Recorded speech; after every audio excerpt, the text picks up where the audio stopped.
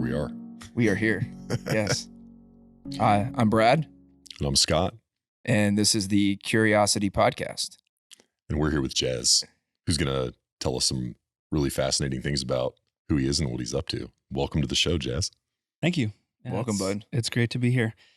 I will say, Scott, that you have an impressive voice for this type of stuff. All right, kicking off with a compliment. Here we go. Yes. Yes. I'm ready. So, I feel like whatever I say will only be half as impressive as what you do because of just the gravity and low tone in your voice. And I'll probably find myself trying to emulate that to some degree. By the our end, conversation, we'll just which be an octave lower. may come off a little bit unnatural. So I apologize in advance for that to the listeners of our audience. So, quick fun fact on that. It's called mirror neurons in our brains. We will mirror behaviors that we find exciting or that we admire. Yeah. By the time I get out Boom. of here, I'll be down here in Scotland.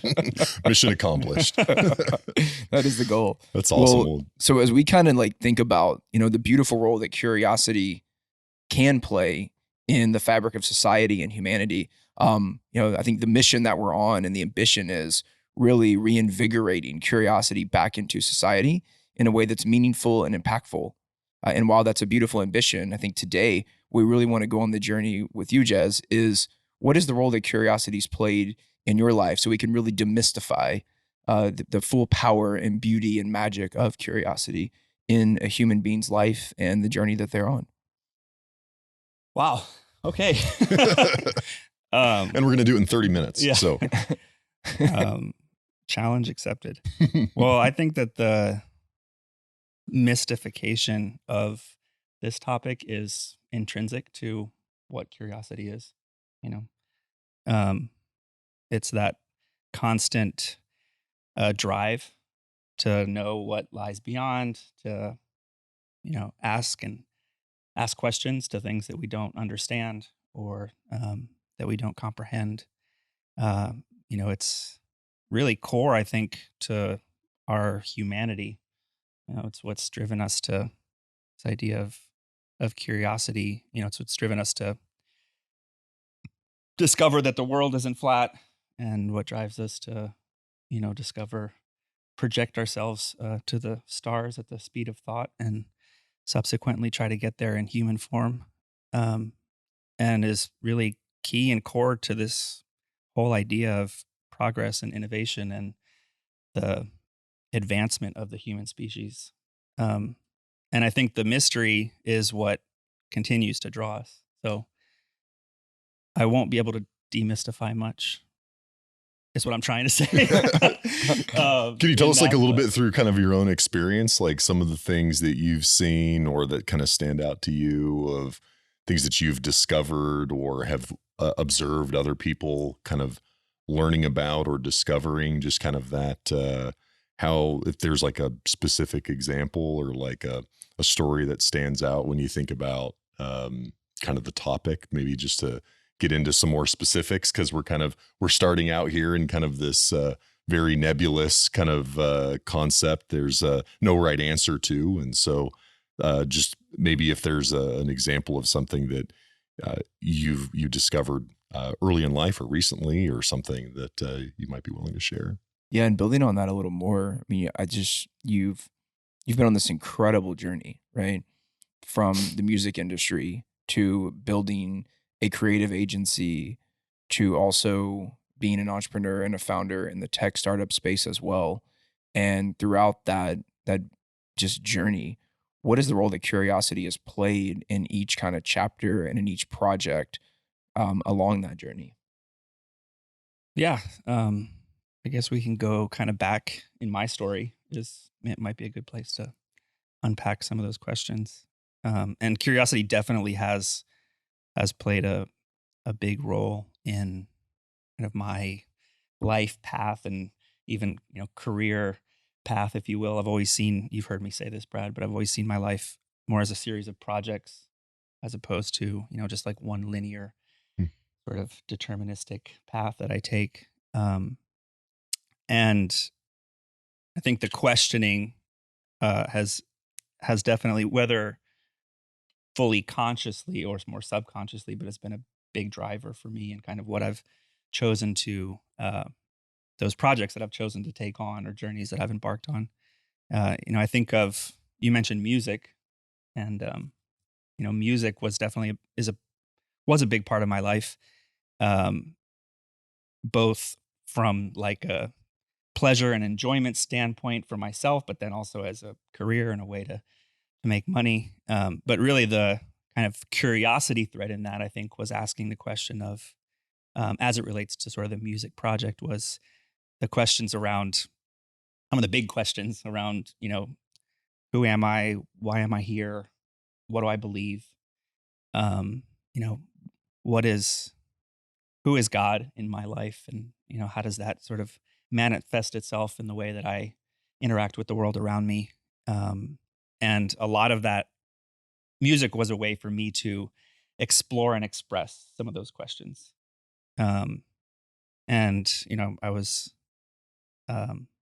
fortunate to be able to do that in a like kind of a lot of different forms and facets of the musical journey or career, from playing for 50 people that are more inebriated than they probably should be on a Friday night in a bar in Austin to, playing for 80,000 people at a park in Columbia, to, the process of writing and creating songs, to recording them, to producing and arranging them, performing them, having to figure out how to sell them. That was one of the hard parts. So, I got to write some songs for other people that went on to win Latin Grammys and, kind of rub shoulders with some of the heavy hitters in at least the space that I was in, which being Christian German polka is a pretty small space. I'm kidding. It wasn't Christian German polka. That would be pretty awesome if it was. Scott's looking at me learned like, something I new. don't know what to think of this guy. Like, that sounds Brad, who intriguing. did you bring in?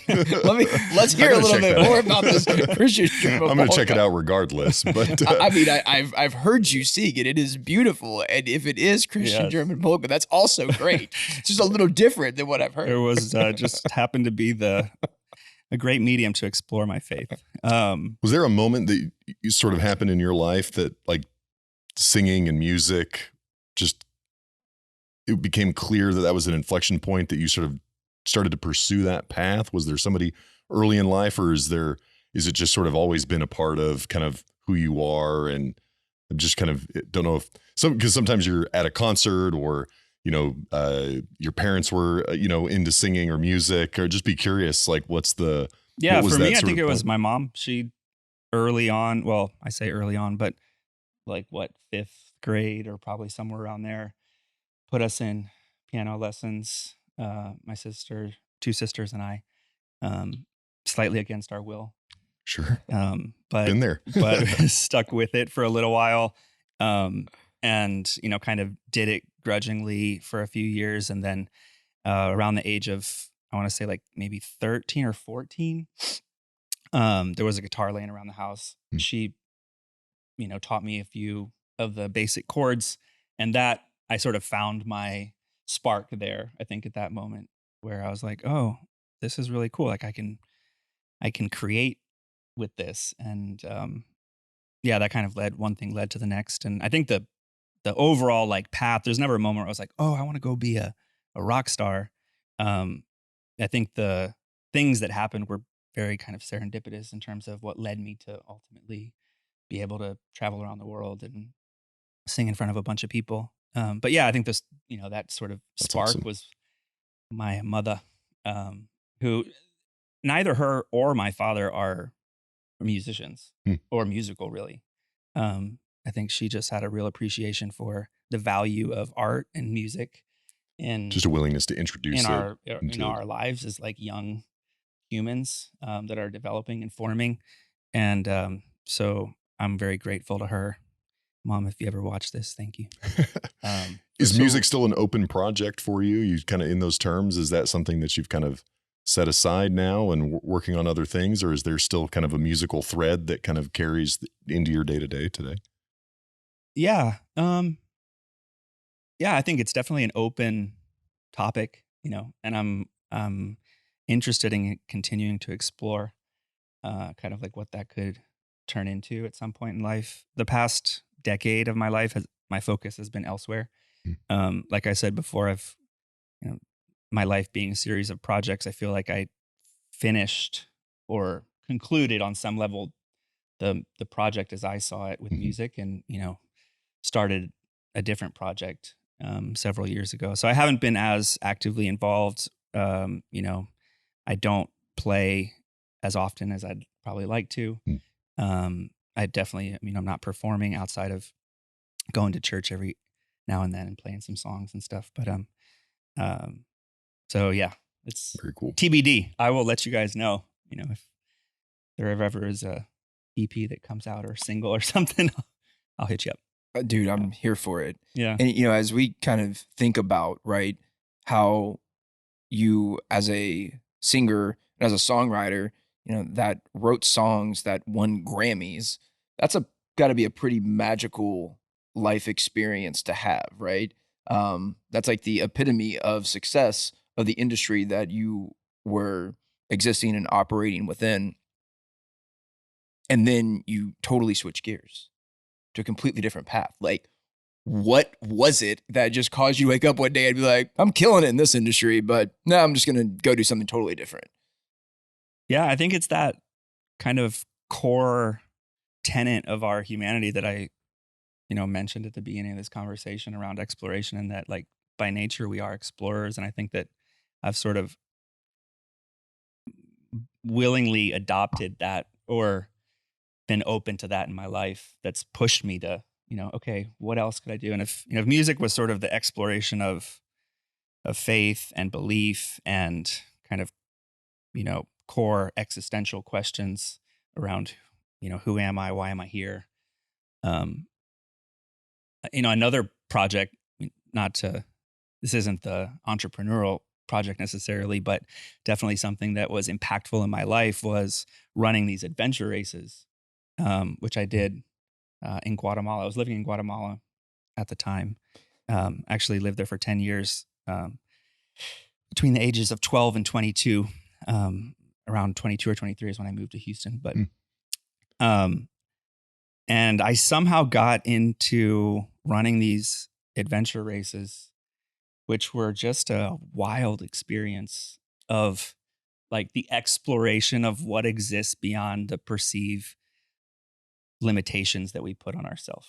Right. For the audience, like what is an adventure race, and just like a quick synopsis? An adventure race is like an off-roaded, triathlon. Think of it on foot, or swimming. But there's usually testing 3 or 4 the core human body. It sounds like core disciplines. There's trekking. There's some type of swimming, mountain biking, and then the fourth is navigation. So different to like you think of like an Ironman or a triathlon where the course is marked out for you. Here they just give you coordinates and different points you have to check in to before certain times of the days of the race. And so you have to get there by navigating with a compass and map. Sounds like Boy Scouts on steroids. Yeah. It's like that's so awesome. It's a team sport. Kind of the classical version of it is. So that, it has to be co-ed. So that has to be guys and girls.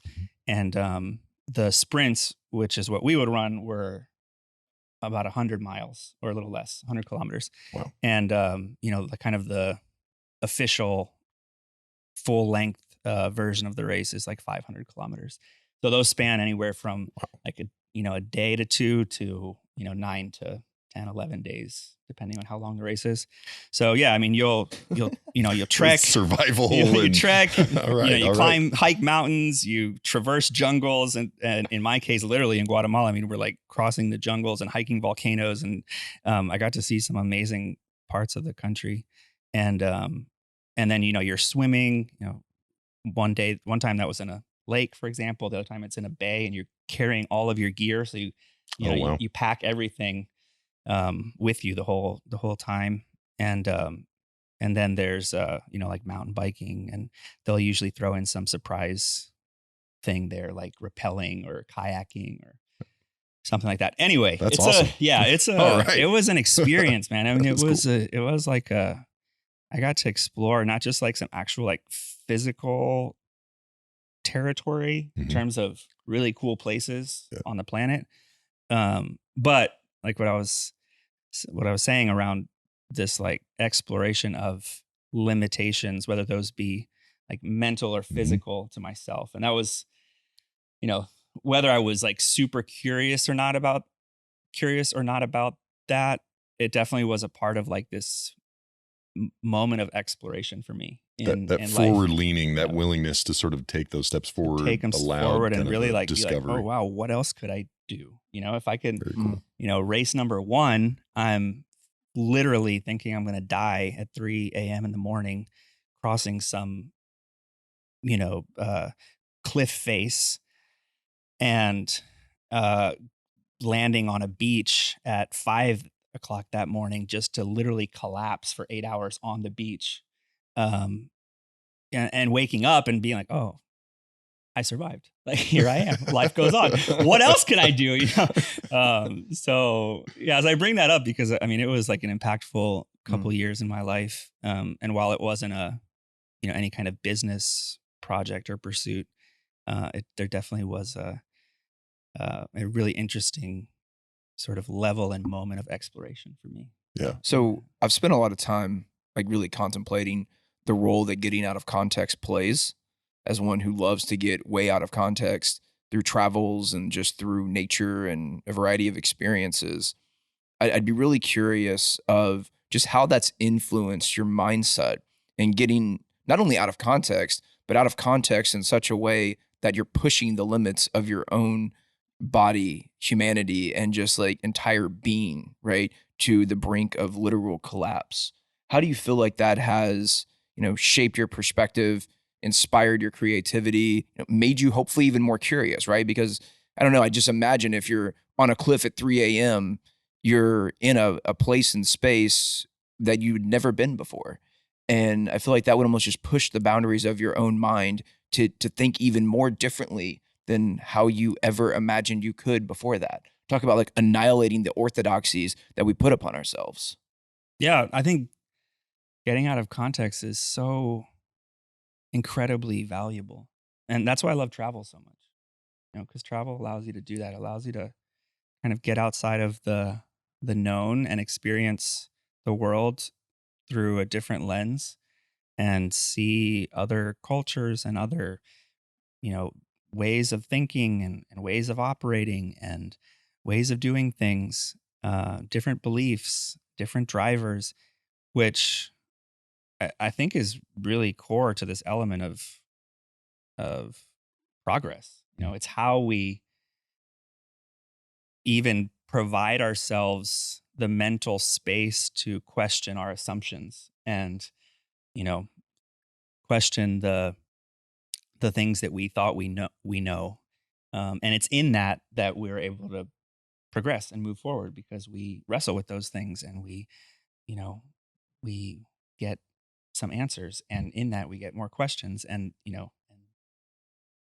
hence the progress happens. So yeah, I mean, I think that's definitely core, and travel's been a big part of my life as well.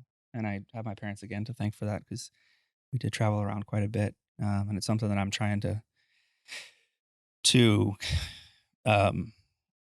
expose my children to as well, and kind of make part of our experience, as a family and them growing up, is to be able to travel and see other places and other people and other ways of doing things. So as you think about your travel, is it something that is kind of opportunistic? Is it something that you're very sort of organized and deliberate about, in the sense of, hey, I want to go to these locations, or kind of bucket list places or preferred locations to have your kids experience? Is it sort of structured in the way that you do that? Is it, or is it just kind of opportunistic, discounted United flight somewhere that looks interesting, and so you kind of just spontaneously jump on a, which is probably at the highest level, structured on some level, and that, okay, every year we're gonna, we're traveling somewhere, In there's a lot of flexibility though, which is kind of there's a lot of words I'd put in the life of Jez. Structured is probably not one of them. Tumbles pretty far down the list. That's what serendipitous, if it's just wonder and magic. Yes, because I've got kids, and like spontaneous travel is like a really crazy hard thing to do in some ways because they've got their own schedules, they've got their own kinds of things, and so it's just sort of it's just kind of a commitment to self and family that we're going to go somewhere in a calendar year. Yep. And then it's just knowing that that's the case, just having sort of your antenna up for that opportunity. And then it's like, you kind of know it when you see it, like, okay, that's where we're going to go this time around. Yeah, there's some times during the year, like the summer is a good time. Mm-hmm. And so we've tried to kind of start this tradition. For now, it's been Guatemala just because that's where my parents are. And they actually have a really wonderful work up in the northern part of Guatemala, which is largely rural and underdeveloped. Just kind of a great escape. And so they get to see kind of a completely different reality. Mm-hmm. And, my parents have a jungle school there with 400 kids and different programs and initiatives around conservation of the forest and around, entrepreneurship and economic development for the community. So there's some really great things that they can kind of get involved in as well as see like a different reality completely. And I think that's incredibly valuable. So we've, said, hey, let's send them down there for a month, out of the year during the summer. And whether that be always Guatemala or somewhere else, that kind of idea of getting out, like you were saying, of your routine and sort of regular just bubble of that we live in and doing it deliberately and just not letting it sort of happen on its own. I like it. Very cool. We had mentioned the kind of the tech founder kind of working on some things in that space. Maybe we could pivot to that project. For sure. Right. And as we're thinking about it, it's cool, right? Because it almost like each aspect feels like it's a little bit maybe disconnected to some. But I think that's what makes your journey so beautiful is it's like intricately interwoven, and it's kind of an outpouring of your own humanity, of your own identity, and it just manifests itself through a variety of projects, which is quite beautiful. And so, we've talked about music to adventure races, which I'm learning about this for the first time, and we've known each other for years. Like that's super cool. To the role of travel, which is a really great example as well. And as we're journeying now into this creative space that you found yourself in, which music is also a very creative space. Travel can be a very creative space. I'd be really curious about founding New Group and creating this beautiful agency. And I've always thought about it in a few ways. There's like a different type of agency that exists. And New Group is this beautiful example of what I like to call the Zen creatives. Because when you walk into New Group, it is so peaceful and magical. And the culture you've created there is just fascinating, right? And it's been a journey, right? It's been a beautiful, chaotic, magical journey. But you've always maintained that Zen creative kind of brand in a very powerful way. And so how have you constantly stayed stoic and kept rocking? How have you journeyed on that path with the development of it from conception of the idea to where it is today? Yeah, to sort of kind of keep with our format here of, a project and then sort of the impetus for curiosity. I think so if music was kind of the exploration of, some of the existential stuff and, these adventure races, kind of exploring the limits of mental and physical boundaries. I think entrepreneurship and starting companies for me has been the exploration of how to make a greater impact in the world around me. And I believe that business is an amazing way to do that. So yeah, that's kind of maybe the core foundation there and how it relates to curiosity. As I'm thinking about, okay, how do I make an impact? How do I make a difference? How do I do something that's, that's meaningful for the world around me. And sure, that can take on a lot of different, shapes and projects and outputs. But that has been at the core of, at the foundation of why kind of enter this world of entrepreneurship. So yeah, new group. Can you just tell us a little, kind of here in Houston that, when was it? 2013, 2014, somewhere around there is when we launched in my living room. So it was, it's been very kind of grassroots, literally homegrown. A group of family, friends, spouse. Yeah, it was me. Me and how old was he now? Like 1, and a daughter who was 5 or 4. And a very generous and loving wife who allowed me to take over the kitchen table. So yeah, and was kind of birthed. I thought it was always a garage, but apparently it could be a living room and a kitchen table. Any room in the house. I mean, absolutely. Garages are for Silicon Valley.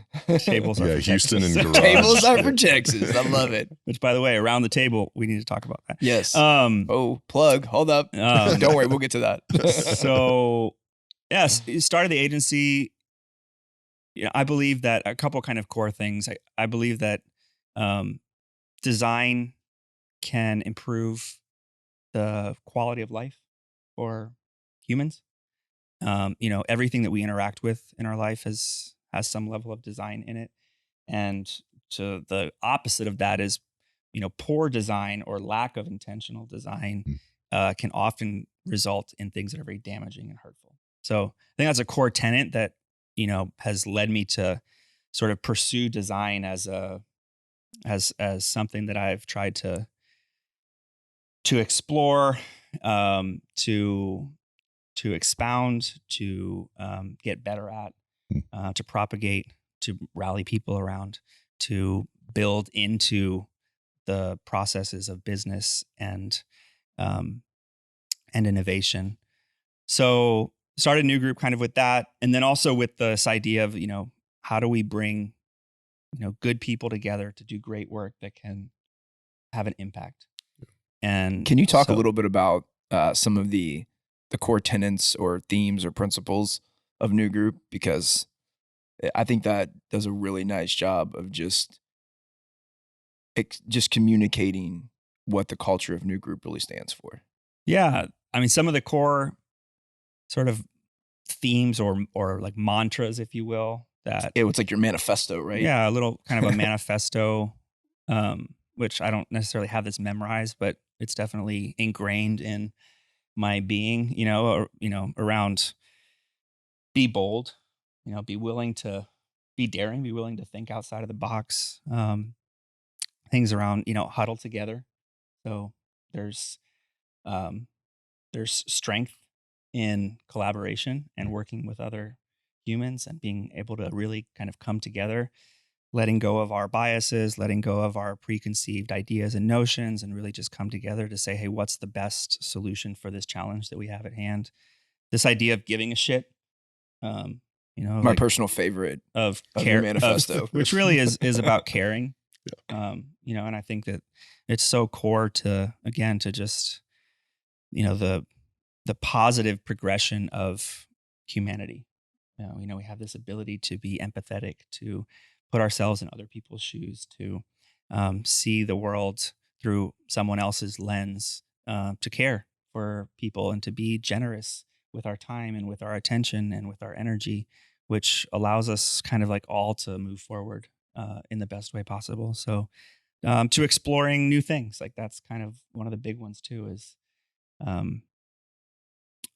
being willing, again, back to this tenet, which is why I think the topic of this podcast is really important. And it's, I think, important to bring to the forefront because we're doing these things kind of naturally because it's part of just how we're wired as humans, to explore, to be curious, to ask questions. But I think it's great to be reminded to do it more intentionally, because then we can be we can be intentional with the outcome or the output of that curiosity. And our lives are built in such a way that if you don't make room for that, it's easy to get sort of crowded out. That back to that intentionality. So yeah, explore new things. And, that's. Which I've always loved, new group, which is NUU. And then it's explore new things. The play on words has always been very, very thrilling. Yeah, that was kind of the main one there. Which has led us to, these things have influenced the way that even, the agency has been structured and the type of projects that we work on and the type of clients that we look to engage with. And, we've always been sort of the outsider on purpose. Mm-hmm. A lot of agencies or firms are built around specialization in like one, whether it be industry or domain. We've always said, let's be more generalists, still with how do we leveraging creative superpowers, but generalist in terms of, we're not focusing on just one industry. We actually believe that there's a seat at the table, an important seat at the table for the outside perspective looking in that can provide some fresh insights because of where they sit. Yeah. So it's almost like they have a better point of view because they never did have a seat at the table because they weren't made to sit at a table. They were made to explore new things and always be curious and always be moving, right? Yep. There's something beautiful about that. I mean, I know in my own lived experiences, like I'm always the purple cow in the room. And, it sometimes feels real lonely, but there's a lot of purple cows in this world. We're not alone. And I think that's one thing beautiful that an agency like New Group has done so well is you've given a lot of purple cows a place where, they can do meaningful, impactful, important work together. I mean, I know, back in the day, we used to always call ourselves the misfits at 900 pounds of creative because we felt that way a lot of times. It was like, bring all the misfits together and let's see what we can create. And there's something beautiful about giving people a place at maybe a different kind of table. Yeah. Maybe it's no table at all. Maybe we got rid of the table. We stood on the table. We don't sit at it. No, I love it. Jez, this has been a fantastic conversation. And as we kind of wind down, there's I guess, kind of a question of what's next? Like what's on the horizon? Do you have sort of, as you're going through and as you kind of, you've gone through enough of these kind of cycles of projects and things in your life, do you feel like you've got a lot of runway still on this chapter of your journey and the project that you're on? Do you start to see that on the horizon of kind of the next thing? What's kind of anything that you'd be willing to share that kind of sitting on the back burner that maybe kind of when you get a little bit more, elbow room in life that you kind of start to work on next?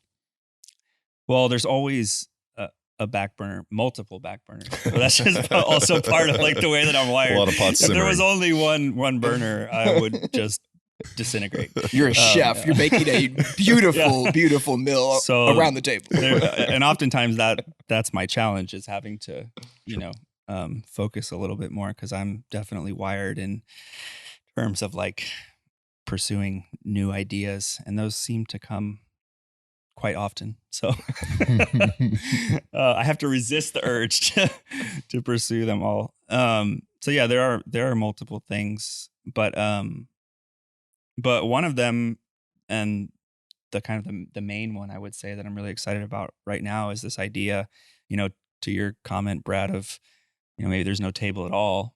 Like, what if we took the table away and still, thinking of this idea of bringing good people together to do great work that can make an impact. What if that wasn't constrained or limited by just like physical location or a specific time, but rather, we could engage that same or harness that same energy or that same power of the collective, but across space and time. So that sounds all very like meta, but basically what I'm saying is, how do we create a better system or digital infrastructure to connect people for meaningful collaboration? And, this is kind of taken on a couple different manifestations, which is actually the name of the project that I'm working on. It's called Manifest. And, one is in this element of community, which there's a lot of different community management tools out Sure. there, and definitely not looking to just build another community management tool, but rather how do we connect purpose-driven, action-oriented communities amongst themselves to sort of increase the value of the ecosystem for all. Yep. And I think that that's a really relevant topic right now, just because of Yep. the possibilities that exist in terms of technology to actually do that. Which goes everything, from the obvious being like the internet to, blockchain and DAOs and cryptocurrencies and things that we can do to bring more transparency and more connectivity to our interactions and our collaborations as humans. And then the other being kind of this idea of when we look at sort of innovation as it's contrasted with invention being the creation of something completely novel and new, innovation not necessarily that, but rather bringing things that might already exist together, but combining them in a novel or new way to create something of value. And then also being able to commercialize that as one of the core definitions of or objectives of innovation. So if we think of innovation as such, as the aggregation or combination or assembly or orchestration of different hardware, software, and service components that come together to deliver some solution, how do we create some digital infrastructure to allow those partnerships to happen and connections to happen that result in the more innovation at a faster pace via a decentralized ecosystem of partners, which is, again, big idea, lots of ways that can come about, but that's the challenge that we're currently engaged in and trying to solve, or at least solve a part of. Yeah, so very cool. So, it's interesting because you're kind of speaking to just this beautiful reality of how technology is catching up with our imaginations. I think it's pretty amazing to think about the fact that I wouldn't say, all ideas are net new. Sure, there were people in previous time periods and societies that had very similar ideas and ideals and ambitions. Just didn't have the technology yet to unleash those ideas and ideals and ambitions and really bring them to life in the same way that we are today. I think if we think about technology just for a moment in its evolution, as you mentioned, right? Kind of on that journey from invention to innovation to just repetition to even where we are right now, it's very in our face, right? And is there an inflection point or a tipping point where technology kind of just fades into the background of our lives and gives us more opportunity to, I don't know how to say it, get our humanity back a bit and not be so self-absorbed in the technology, but allow for technology to play a bit of a different role, which sounds like what y'all are doing with Manifest is, what if technology played a different role and it wasn't necessarily needing to be, on the phone, in our face, directly invasive, but had a less invasive role maybe? Like, how is Manifest working to really bring that to life or manifest that? Yeah, well, it's, how do we leverage technology to connect the ideas and the humans, and, which ultimately is, again, core to our humanity, and right, and our civilization is the ability to come together as a tribe and, think of new and better ways to do things, and then be able to plan for those things and then execute on those things and then enjoy the results and the benefits of those things and then transfer that knowledge onto our children and their children. Like, that is how civilization happens. So, yes, it is technology that's kind of that's underlying our ability to do that in the way that we see it now. But the core interaction is still very human. And we're saying, how do we, he's been circling here as well. Made our way down. I'm glad to know it's not just me. I thought maybe it was like, it's not. I'm pretty sure it started down here and it sort of made its way. We're very real on this podcast. We've been talking about the little gnat that's floating around and interrupt people while they're talking, saying gnat. So go away, little guy. So how do we, further that create ways to further that kind of core human element of exploration and curiosity and innovation. Seems like Constantly technology exploring things. enables sort of the dissolution of boundaries, like legacy boundaries. And now humans can connect on topics of their own interest and their own motivation versus what might have been the driver for historical boundaries to be stood up. It seems like it would enable this future state where people with common interests and motivations can come together to drive a particular outcome.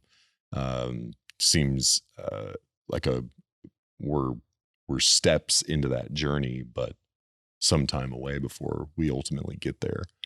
It's an interesting kind of paradox because, in one way, it's technology that has got us into a lot of the shitty situations that we're currently having to figure out what to do with as human civilization inhabiting this planet with limited space and resources. But at the same time, technology is part of the answer to solving for those problems and continuing to move into the future in a way that's sustainable. But being deliberate about those outcomes and some of the unintended consequences that have kind of unfolded. I mean, Spider-Man, right? With great power comes great responsibility. I mean, it's something that it's a mantra I truly believe in, because just because we can create, should we create? That's a question we have to ask ourselves more often and really be authentic about the answer, for sure. Anything that we haven't touched on that we like? What should we have asked you that we didn't? Like, what? I don't know. What fascinating thing that plant a seed for the next one. We'll do a part 2 sometime. Yeah, no, I don't know. This has been fun. Just to kind of talk a little bit about some of the ideas and things that I've lived, and hopefully they're can be relatable or applicable or insightful on some level to whoever listens to this podcast, and would be happy to come back anytime. Okay. Well, Jez, we're excited to see how you continue to explore new things, be bold, and give a shit, man. Thank you so much for being here with us today. And we hope that curiosity continues to always be a motivator and a driver for you as much as it is for us. And hopefully everyone that's getting an opportunity to be here with us in this moment in time.